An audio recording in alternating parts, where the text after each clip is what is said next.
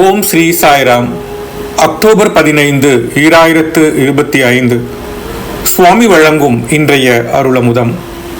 ஒவ்வொரு மதமும் இறைவனை அவை நிர்ணயித்த வரம்புக்குள் விவரித்துவிட்டு பின்னர் அவனை அறிந்து கொண்டு விட்டதாக கூறிக்கொள்கிறது.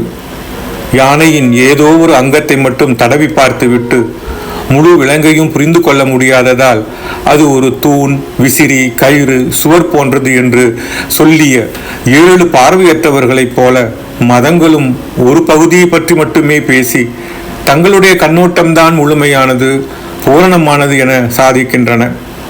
எல்லா நாம ரூபங்களும், குணங்களும், தத்துவங்களும் இறைவனே என்பதை ஒவ்வொரு மதமும் மறந்து விடுகிறது. மனித குல மதமே அனைத்து நிறைவற்ற மதங்களின் சாரமாகும். ஏனெனில் இருப்பது ஒரே ஒரு மதம்தான், அதுவே பிரேமை மதம்.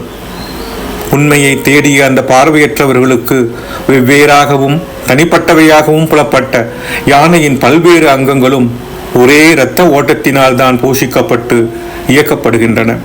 அதே போல தங்களை வெவ்வேறாகவும் தனித்துவமாகவும் கருதும் பல்வேறு மதங்கள் மற்றும் நம்பிக்கைகள் எல்லாம் ஒரே பிரேம பிரவாகத்தால் தான் பேணப்படுகின்றன. தெய்வீக அருளுரை, ஜூன் 19, 1974. உடல்கள் பல, ஆனால் உயிர் ஒன்றே. உயிர் இனங்கள் பல, ஆனால் பேர் ஆனந்தம் ஒன்றே. மதங்கள் பல, ஆனால் சத்தியம் ஒன்றே என்கிறார் பகவான் ஸ்ரீ சத்திய சாயிபாபா. ஓம் ஸ்ரீ சாய்ராம். ஓம் ஸ்ரீ சாய்ராம்.